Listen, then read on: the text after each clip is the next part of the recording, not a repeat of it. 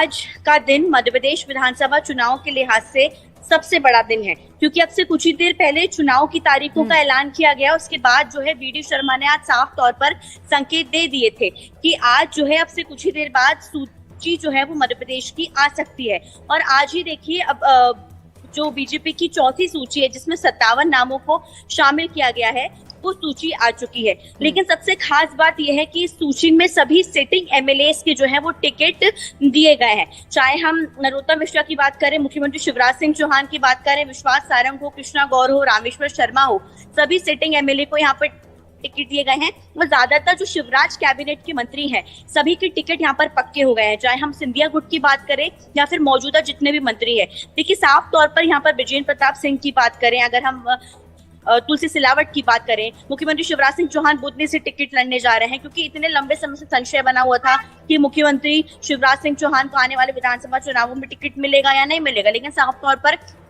जहां से वो मौजूदा विधायक थे उनको दोबारा सुदर से टिकट दिया गया है। नरोत्तम मिश्रा की बात करें तो दतिया से उनको इस बार टिकट दिया गया है।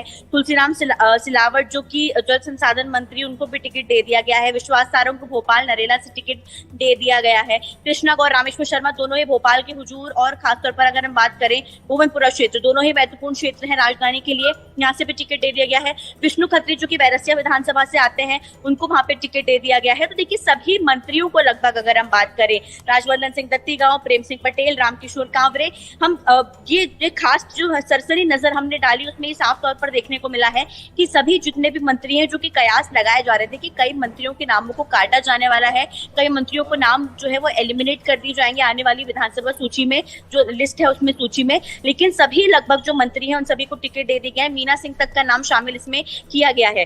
और देखिए ये टिकट सबसे महत्वपूर्ण है, क्योंकि अभी तक बीजेपी ऐसी नामों को अनाउंस करती हुई आ रही थी जो कि अगर हम बात करें जो 80 के करीब नाम जो बीजेपी ने तय किए थे, वो सभी वो सीटें थी जिन पर अभी तक जो है बीजेपी लंबे समय से हारती हुई नजर आई थी। चाहे वो बार बार हारी हो या फिर कांग्रेस का लंबे समय से वहां विधायक हो, कांग्रेस का लंबे समय से वहां कब्जा हो, लेकिन ये सीट जहां पर बीजेपी का ऑलरेडी एक स्ट्रॉन्ग गढ़ है। चाहे बुधनी की बात करें जो शिवराज सिंह चौहान का गढ़ माना जाता है, दतिया की बात करें नरोत्तम मिश्रा वहां से विधायक है, मंत्री हैं, गृह मंत्री हैं प्रदेश के। इसके अलावा अगर हम बात करें तो विजेंद्र प्रताप सिंह को जो टिकट दिया गया है, राजवर्धन सिंह दत्तीगांव, सभी अपने अपने क्षेत्रों के महारथी हैं और उन्हीं को दोबारा से जो है यहाँ पर टिकट दिया गया है। तो कहीं ना कहीं देखिए एक बड़ा मैसेज देने की यहाँ पर कोशिश की जा रही है।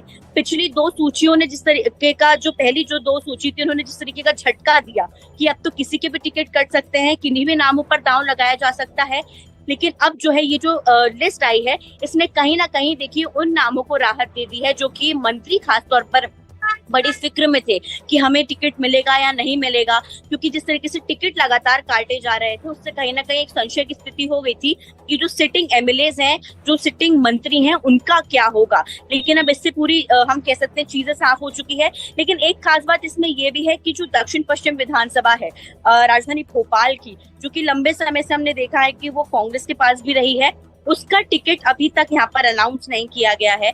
तो ये अब कयास लगाए जा रहे हैं कि पन्ना से विजेंद्र प्रताप सिंह को टिकट दे दिया गया है, तो कहीं ना कहीं क्या जो प्रदेश अध्यक्ष विष्णुदत्त शर्मा है वो क्या अब दक्षिण पश्चिम से टिकट जो है उनको मिलेगा, क्योंकि जो पोलिंग बूथ है विष्णुदत्त शर्मा का वो भी दक्षिण पश्चिम एरिया में ही आता है, तो कयास और ज्यादा तेज हो गए हैं। लेकिन 57 नाम अब बीजेपी ने जारी कर दिए हैं। ये वही नाम है जिन पर शायद बीजेपी को ज्यादा मंथन की जरूरत नहीं पड़ी होगी। ये सिटिंग एमएलएज हैं, इन्होंने अपने क्षेत्रों में लगातार पिछले 3 महीने में, आपको बता दूं, ऋतु की बहुत ही तेजी के साथ काम किया है। चाहे हम विकास यात्राओं की बात करें या फिर जन आशीर्वाद यात्राओं की बात करें, सभी जगह पर ये जो मंत्री हैं खास तौर पर ये काफी ज्यादा एक्टिव मोड में नजर आए हैं और पूरी तरीके से अपनी पार्टी के कामकाज को आगे ले जाने के लिए सब काम करते हुए नजर आ रहे हैं। तो देखिए शिवराज और उनकी कैबिनेट को पूरी तरीके से यहाँ टिकट दे दिए गए हैं।